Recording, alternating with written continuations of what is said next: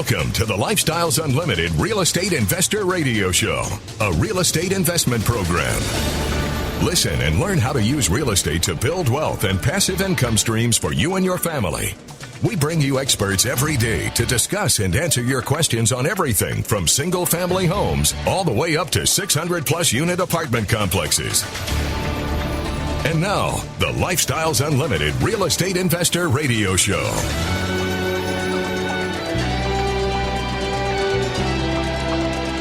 Welcome to the show. My name is Al Gordon, and as always, we're working on your financial freedom. Would you be interested in obtaining a return on your investment of, let's say, 372% over a 3-year period of time? Do you even think that's possible?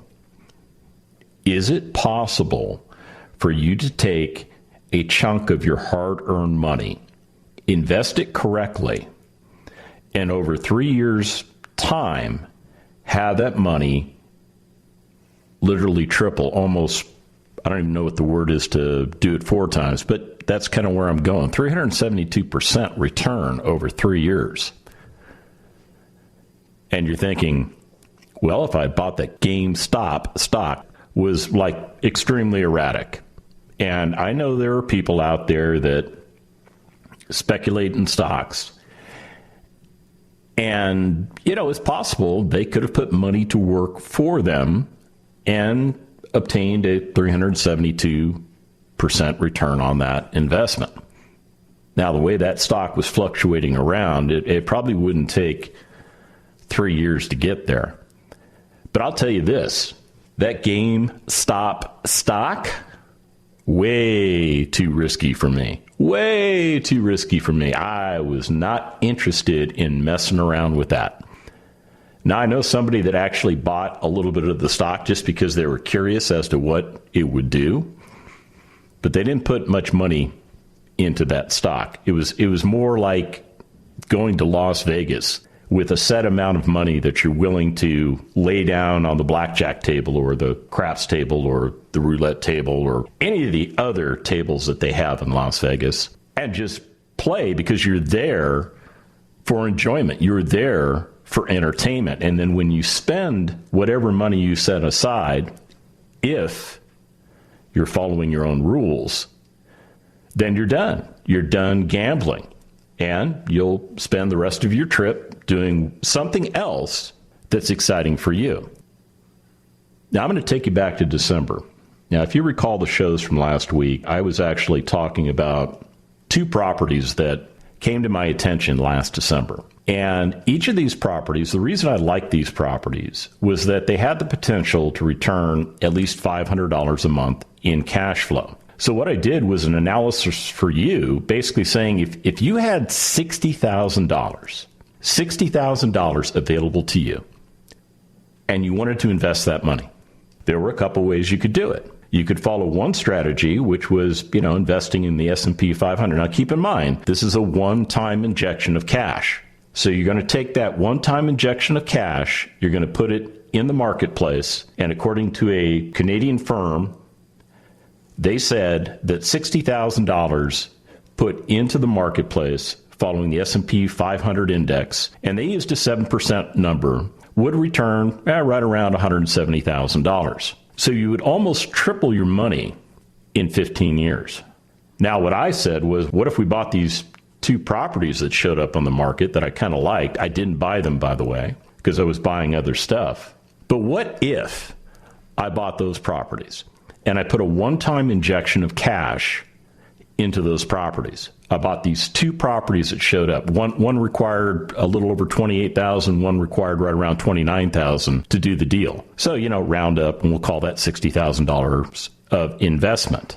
And what I communicated to you was that when you properly operated these properties and you made cash in the form of cash flow, in other words, every month that resident is paying you rent, you make the necessary payments to operate that property. Normally, it's really just a mortgage payment, and whatever's left over is cash flow. And then there's other ways we make money in real estate over time.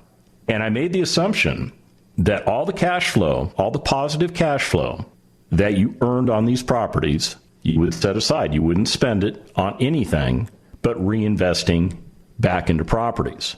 And if you did that over a 3-year period of time, you would double. You heard me correctly. In 3 years, you would double your money.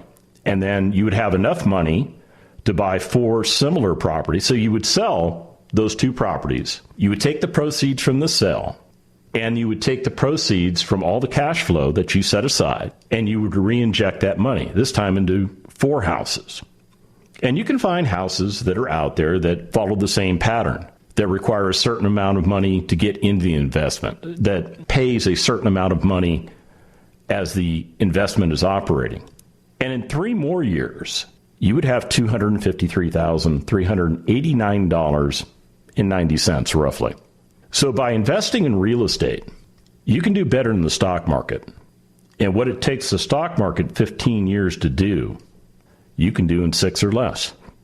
Now, I did get some emails from some of you saying, hey, $60,000, that's kind of a big chunk of change. I don't necessarily have that laying around. Okay, I get that. Not everybody has $60,000 laying around that they can invest into properties. But what do you have laying around? Do you have $20,000? Do you have $40,000? How much do you have? And how much do you really need to get started investing in real estate? When we come back from the break, I'm going to answer that question and more. Stick around. More numbers.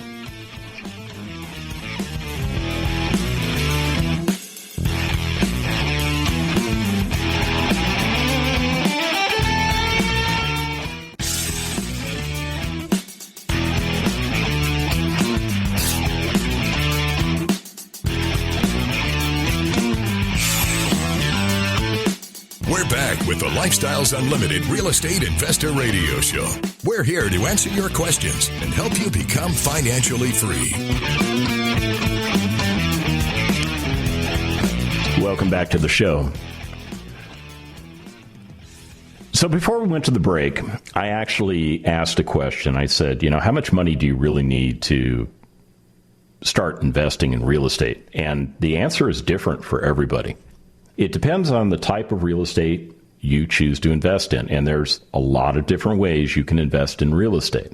Now, one of the approaches that we like to communicate to you is in the single-family space, where we don't go out and buy properties for 20% down and then drop a bunch of money into repairs, which keeps our cash out of pocket pretty high, and then operate the property after that, because now we've got a property that's got a lot of our money in it. What we prefer to do is we prefer to take advantage of a hard money loan. Now, a hard money loan is an asset-based loan. It is based off of a particular asset, in this case, a single-family house, that you intend to acquire and renovate with the money that you borrow against that particular property.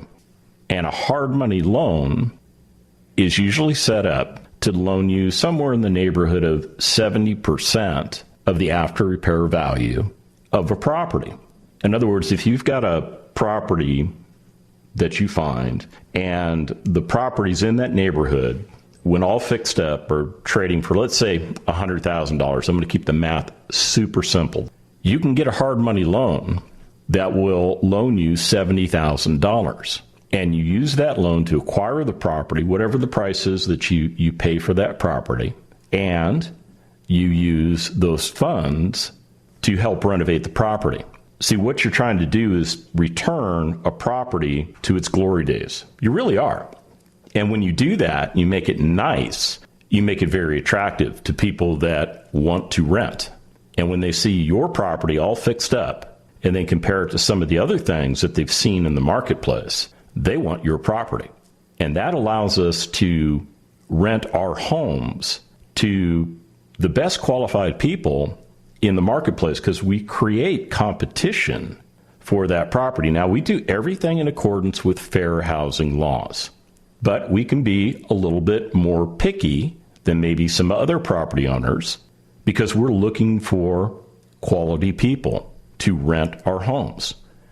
I mean, we spent some time fixing that property up, making it look beautiful, and putting that property back into the inventory of available properties that people that want to rent can rent.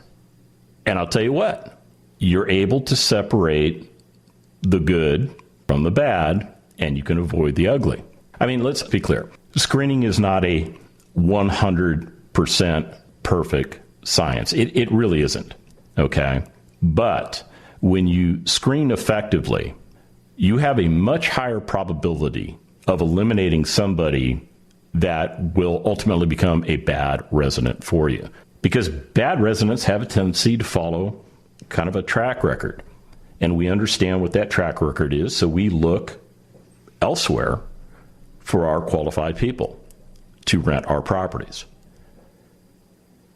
Now, the question that I posed in the last segment was, how much money do you really need? And of course, the cheeky answer I gave you when I started this segment was, well, it depends. And it does depend. It really does depend. But historically, I can tell you that there are properties that come on the market that I have an opportunity to screen, personally myself, because I've created relationships with other people that are in the business of selling real estate. And they understand what my criteria is. So when they find something that works, they shoot me an email. They give me the basics. I do a quick analysis, and I make a determination as to whether or not that's a property I want to pursue or not. Now, I don't pursue the majority of the properties that are brought to me.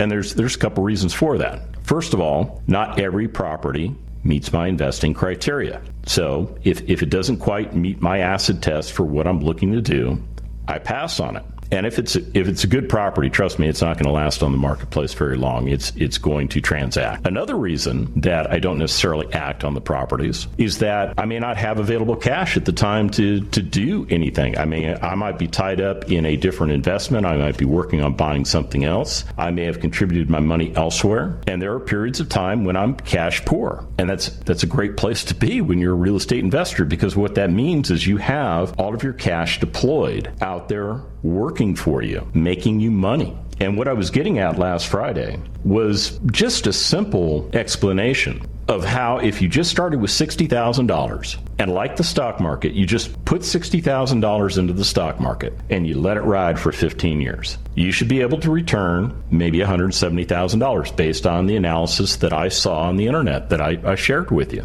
Or in a 15-year period of time, you could do better with real estate. Meaning when I looked at my projections and I said that, okay, every 3 years you're going to sell the single-family homes that you have. And there's some rationale for that. I mean, because when you fix those properties up, you looked at everything that could go wrong in the next 5 years. And if it was in question, you did something about it. You fixed or replaced the item so that it would have a 5-year livelihood. So you get to a 3-year point in time, you still have some life expectancy on those things that you gave a 5-year life expectancy to, and maybe it's time to exit the investment. Sell that asset to somebody else that wants a property that's still in really great shape, and then go out and buy more assets. And my concept was you take that $60,000 and every 3 years, you invest in the maximum number of houses that you can invest in, and you continue to hang on to that passive income that you're setting aside. Because like the stock market, you don't touch it all, right? And at the end of 15 years, you could turn that $60,000 into over $2 million.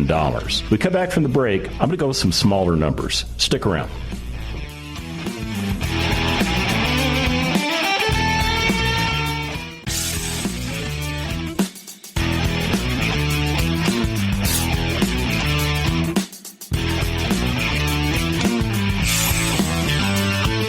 Welcome back to the Lifestyles Unlimited Real Estate Investor Radio Show. Now, let's get back to your map to financial freedom. Welcome back to the show. So we're really talking about how well your investments are performing. Now, I know you've got some money deployed somewhere, whether that money is sitting in a piece of precious metal, or maybe you've got a 401k, or maybe you've got an IRA, or maybe you just pick stocks on your own. You've got your own individual trading account, and you just do your thing. You got to ask yourself, what kind of returns are you getting? And are the returns where they need to be in relation to the risk that you tolerate? I mean, that's what your financial planner is going to tell you. That's what my financial planner told me back in the day when I had one of those. But I will tell you this. Real estate has, in my opinion, the best potential to make you wealthy. And last week, I was harping on, what if you took $60,000 and you injected it one of two ways?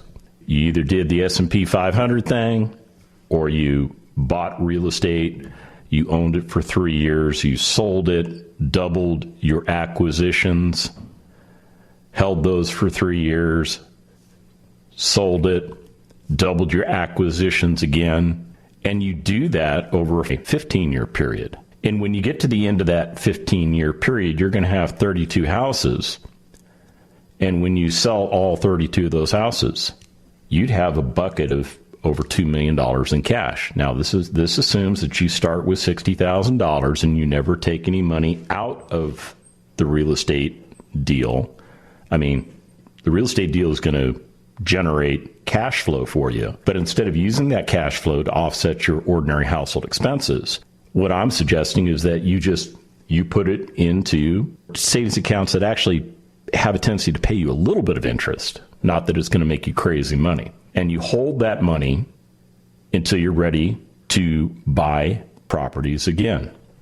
Now, there's obviously a lot of things that come into play here because, over a 15-year period of time, the interest rates could change, the prices of properties could change, rents could go up. I mean, there's a lot of variables. What I'm doing is I'm just explaining to you a different approach than what you're doing that can give you a much different result than the result you're getting. And I also realize not everybody just, has a lump sum of $60,000 laying around.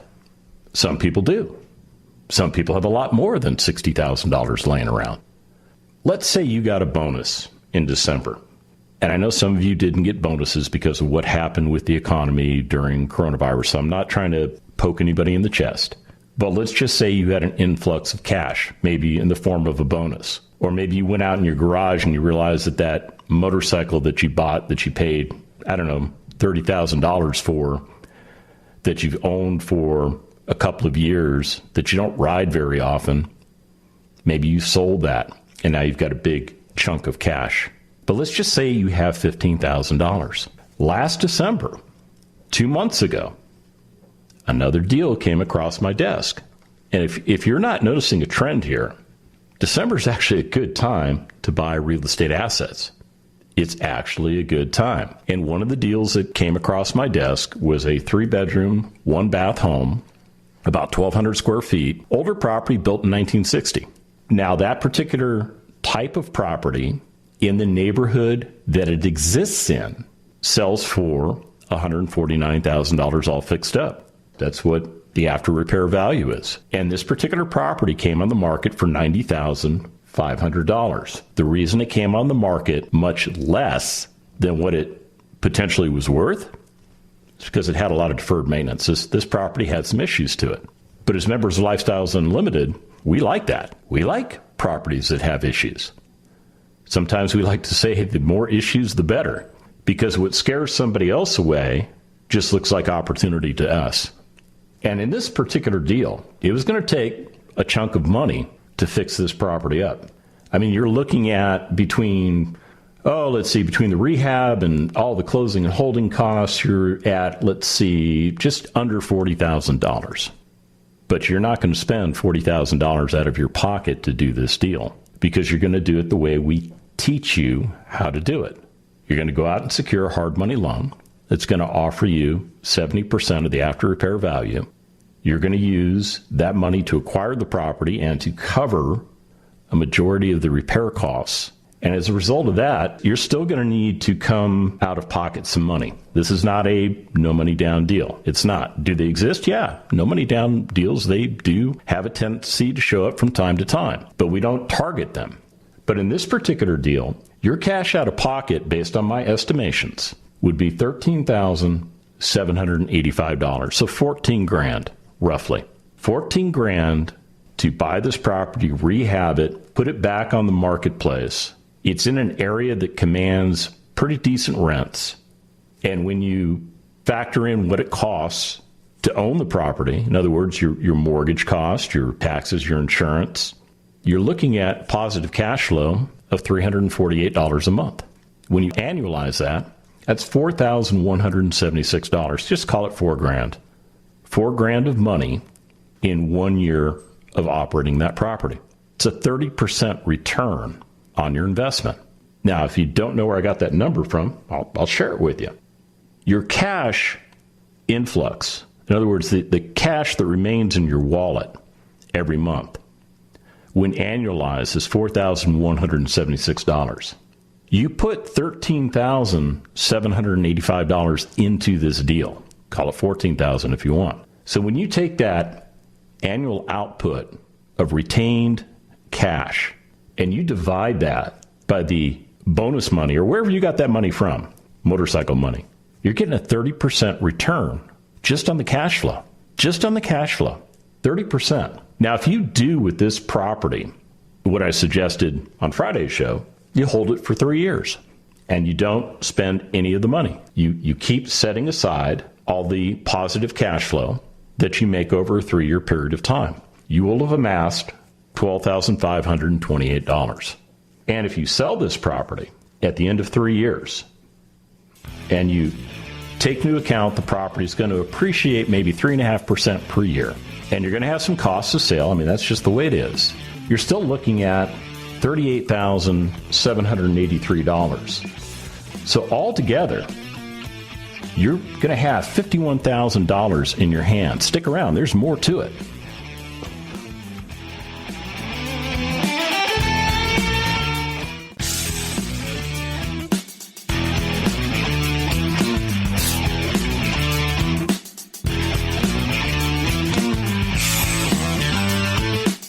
Warning. Listening to the Lifestyles Unlimited Real Estate Investor Radio Show will change your life. We will teach you how to create wealth and passive income so you can be financially free. And now, back to your host. Welcome back to the show. So I was rattling off a bunch of numbers at you, and what I'm trying to get you to understand is that real estate really has the potential and the velocity to create very significant returns on your hard-earned money that you put to work for you. And I'm analyzing a deal, just another deal that came by my desk 2 months ago that I didn't act on because I wasn't in the buying mode. I'm sure this property has been acquired by somebody. I don't know. I don't bother to chase that information down. Because every day when I open up my email, I get a notification. Sometimes I get one. Sometimes I get a couple. Sometimes I get a half dozen. It just depends on the day of potential properties that are out there that I could invest in that will make a significant difference in my life. We teach you how to do all this stuff, and we make it easy. We tell you everything you need to understand in order to correctly invest in real estate. And I don't care if you're starting with your very first house or your very first multifamily apartment community, or whether you've got a portfolio of 100 houses like somebody I know, or you've got a portfolio of 20 multifamily apartment communities like somebody else I know. It doesn't matter where you're at.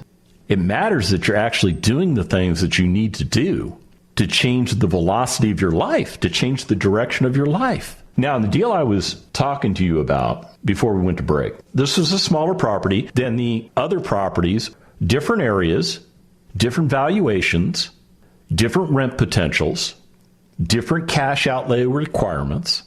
But this particular little deal here that showed up, you would have needed less than $14,000 to do this deal. And if you didn't spend any of the money that comes in the form of passive income, your profit, so to speak, if you set that profit aside, like you do when you invest in your 401k, because you're not allowed to take money out of that thing, right? Anything you earn goes right back into that thing, right? So you take that passive income and you set it aside and you let it accumulate. Money market account. That's what I was trying to think of, those slightly higher interest paying accounts that are out there. Yeah, you're not going to get rich off of those things. Well, you're not even going to keep up with inflation in those things, I don't think. But it doesn't matter because you're accumulating that cash. And let's say you hold that property for 3 years and you sell that property. And because that property has gone up in value, because real estate has a tendency to appreciate and double in value every 20 years. So if you just use a very nominal appreciation number, and I like to use the number of 3.5% because it's small, you're going to get valuation increases. Now, I will tell you, in the markets that I'm invested in, the markets that a lot of our Lifestyles Unlimited members are invested in, we're seeing appreciation in prices. Values are going up.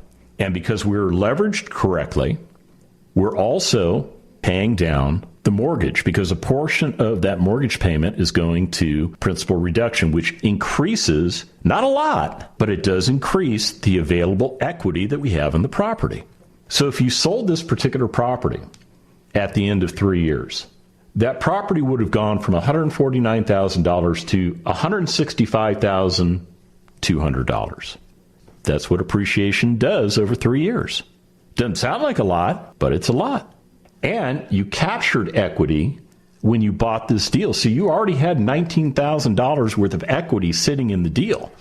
When you sold that property, you're going to pull out about $52,000 at the sale. You're going to have sales costs. I always factor those at 8%. That's just a number I use because that covers your title fees. It covers your escrow fees. It covers your real estate commissions. 8% is a decent number. Some people like to use 9. Some like to use 10. I like 8. So when you take those costs of sale off the deal, you're looking at $38,783. And when you add that back into the $12,528 that you set aside, that you accumulated over a 3-year period of time, you have $51,311. Let's just call it $51,000. So in a 3-year period of time, you took an initial investment of just under $14,000 and you turned it into a pile of cash that's over $51,000. Your return, taking into account annualizations or anything like that, because some people like to say, well, your money should be returned. You should calculate it based on annual looks. I don't care about that stuff. What I care about is raw data. What I care about is the fact you took less than $14,000 and in 3 years you turned it into more than $51,000. Your return, 372%. Yeah, in 3 years, 372%. You almost quadrupled your available cash. Now, some people are saying, well, Al, there's taxes on all that stuff. You're not going to have that full $51,000. Well, what if I could? What if all of the cash flow that I pulled out of this property was offset by the depreciation expenses that I took? And based on my calculations, I'm looking at an extra $1,200 in paper losses on the property. And if I choose to, I can use one of the vendors that we have at Lifestyles Unlimited and execute a 1031 exchange. And therefore, I can defer any capital gains taxes and any recovered depreciation expense on that property. I can move it into my next acquisitions. So I'd have that full $51,000 left. Now, keep in mind, I got into this deal for $14,000, less than $14,000. In 3 years, I've got $51,000. Do the math. If I've got $51,000 at the end of 3 years, I can buy 3 of these deals. So I can convert one property now into 3 properties.